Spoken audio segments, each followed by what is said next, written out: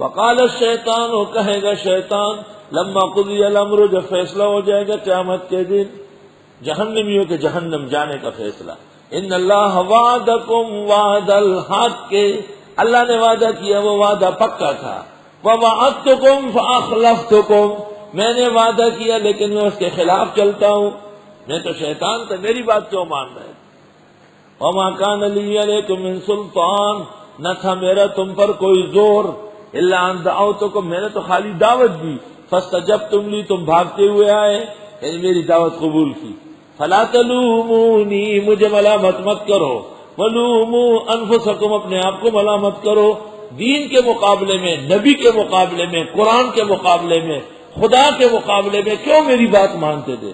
شیطان کہے گا ما انا بمصرخکم، میں نہیں سن سکتا تمہارا فریاد، وما انتم بمصرخی، نہ تم میری فریاد سن سکتے ہو، انی کفرت بما اشرکتمونی من قبل، میں انکار کر چکا ہوں جس میں تم نے مجھے شریک کیا تھا پہلے ہی، ان الظالمین لہم عذاب علیم، بے شک ظالموں کے لیے عذاب ہوگا دردناک، وادخل الذین آمنوا، اور داخل کیے جائیں گے مسلمان لوگ، وعملوا الصالحات، اور عمل کیے نیک، جنات، جنتوں میں، تجری من تحت الانہار، کی بہے گی اس کے نیچے نہر، خالدین فیہا، ہمیشہ اس میں رہیں گے، باذن ربہم، رب کا حکم ہوگا، تحیتہم فیہا سلام، دعا ان کی سلام علیکم ہوگی۔ الم تر کیف ضرب اللہ، آیا آپ نے دیکھا نہیں کیسے بیان کرتے اللہ، مثلا ایک مثال، کلمتن طیبہ، پاک کلمے کی، کشجرت طیبہ، مانند درخت پاک کے ساتھ، اصلها ثابت، جس کی جڑیں پختہ ہے، وفرعها فی السماء، اور اس کی شاخیں آسمان میں۔ اللہ تعالیٰ ایک پاک کلمے کی مثال پاک درخت کے ساتھ سمجھاتے ہیں، اس درخت کی جڑیں زمین میں گئی ہے اور شاخیں آسمان سے باتیں کر رہی ہے، تو اوتی اکلہا، وہ دیتا ہے اپنا پھل، کل حین، ہر وقت، باذن ربہا، رب کے حکم سے، ویضرب اللہ الامثال للناس، اور بیان فرماتے اللہ مثالیں لوگوں کو، لعلہم یتذکرون، تاکہ یہ لوگ سوچے، نصیحت لیں۔ بخاری شریف کتاب العلم میں ہے کہ حضرت صلی اللہ علیہ وسلم نے ایک موقع پر صحابہ سے کہا، دلونی علی شجرہ، وہ درخت کون سا ہے جس کے ساتھ اللہ تعالیٰ نے پاک کلمے کی مثال دی؟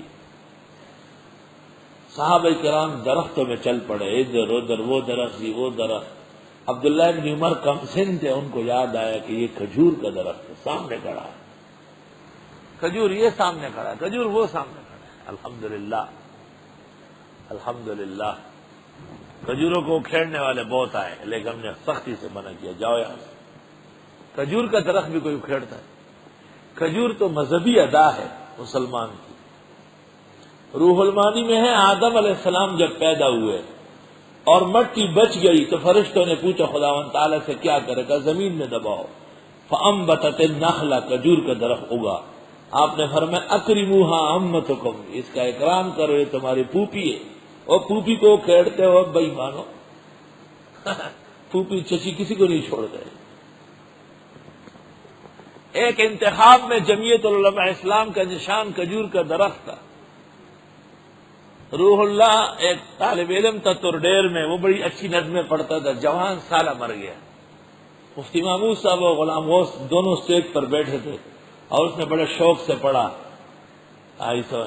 کھجور کا درخت کے بارے میں یہ حدیث بھی سنائی، اکرموہا النخلا، وہ یہ تمہاری پھوپھی ہے، اکرموہا امتکم النخلا، یہ تو پھوپھی ہے تمہاری، اس کا اکرام کرو، یہ لوگوں اس کو ووٹ دو۔ پپو مجھے پپو یہ اچھا نہیں، پپو مپو نے پیجھے یار چانا مور علی اڑے ناکار رکھ لگ گیا۔ بہرحال کھجور میں بڑی مناسبت ہے مسلم کے ساتھ، ایک تو مقدس درخت ہے، انبیاء کے ہاتھ سے ہوگا ہے، دوسرا اول سے اخیر تک کارآمد ہے، اس کے گٹھلیوں سے تسبیح بنتی ہے، اس کے پھولوں سے مربع بنتا ہے، اس کے چالیوں سے جھاڑویں بنتی ہے، ان کے درخت سے، ان کے ہر آن ہر گڑی ہے، ہر چیز سے کوئی نہ کوئی کیا کارآمد چیز بنتی ہے۔ جیسے مسلمان اول سے اخیر تک کارآمد ہے. اور جیسے انسان کا سر کٹے تو ختم، کھجور کا سر کٹے تو وہ بھی ختم. اور جیسے انسانوں میں توالد تناسل ہے، کھجور میں بھی نر کھجور کے پھول لگا لیتے ہیں تو کھجوریں بڑی بڑی ہو جاتی. جب کوئی صحابی نہ بتا سکا اور ابن عمر بوجہ کمسنی کے بول نہیں رہے تھے تو حضرت نے بتایا کہ یہ تو کھجور کا درخت مراد. آیا آپ نے دیکھا نہیں کیسے بیان کرتے اللہ مثال پاک کلمے کی؟ یہ تنشیط اذہان ہے، ساتھیوں کا دل و دماغ تیز کرنے کے لیے. کبھی کبھی استاد سوال کر لیتا ہے، حضرت علی جب پہلی مرتبہ کوفہ گئے تو ایک شخص کو پتہ چلا کہ علی بہت بڑے عقل مند ہے، تو وہ آیا گھوڑے پر سوار اور اس کے ساتھ ایک عورت بیٹھی تھی. کہا اس کی ماں اور میری ماں آپس میں ساس بہو ہے، یہ میری کیا ہے؟ تو حضرت علی نے فوراً کہا یہ تیری بیٹی ہے. اور کون؟ ایسی عجیب بات ہے. امام ابو حنیفہ کے زمانے میں ایک شخص نے کہا مجھے کوئی دنیا کا بیج بتائے. امام ابو حنیفہ نے کہا آؤ. امام ابو حنیفہ نے زمین میں کیل ٹھوکا کا ناپو کہ یہ بیج ہے یار وسط دنیا. اور ایک آدمی نے کہا کوئی بڑی عقل والا ہو تو بتائے، اور ساتھ اعلان کیا کہ کوفے والا مولوی نہ کہے. اس کو یقین تھا کہ امام ابو حنیفہ مجھے زیر کر دے گا. اللہ تعالیٰ نے امت میں سب سے بڑی عقل امام ابو حنیفہ کو عطا فرمائی. تو پیغمبر بھی کبھی کبھی صحابہ کی عقل، سوچ، فہم تیز کرنے کے لیے سوال کرتے تھے.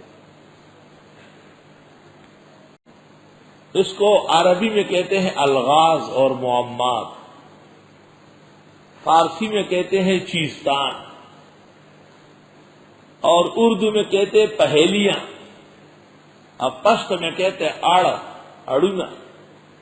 وہی بیستنوں کو ٹڑئی اور پکیناستہ تن ٹڑئی. یہ منہ ہے نا، یہ زبان ہے اس میں. بیستنوں کو ٹڑئی اور پکیناستہ تن ٹڑئی.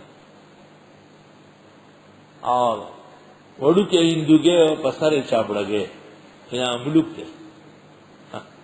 اور قسم قسم کی باتیں کہی. اور بیستنوں کو اٹھاؤ پکیناست شہزادہ یعنی قبر. مولانا عبدالحی لکھنوی مرحوم نے اس پر رسالہ لکھا ہے الغاز کے نام سے، الغاز الفقہ. اصل کتاب تھی ابن عبد البر ابن ابی شاہنہ کی. ہمارے مخدوم دوست مولانا مفتی محمد ولی بنوری ٹاؤن کے استاد نے پشتوں میں اس کا ترجمہ کیا ہے. ابن عبد البر ابن ابی شاہنہ کی کتاب تھی الغاز الفقہ. وہیں سے کچھ حصہ مولانا عبدالحی نے لیا اور پھر مولانا محمد ولی صاحب نے ترجمہ بزبان پشتو کیا.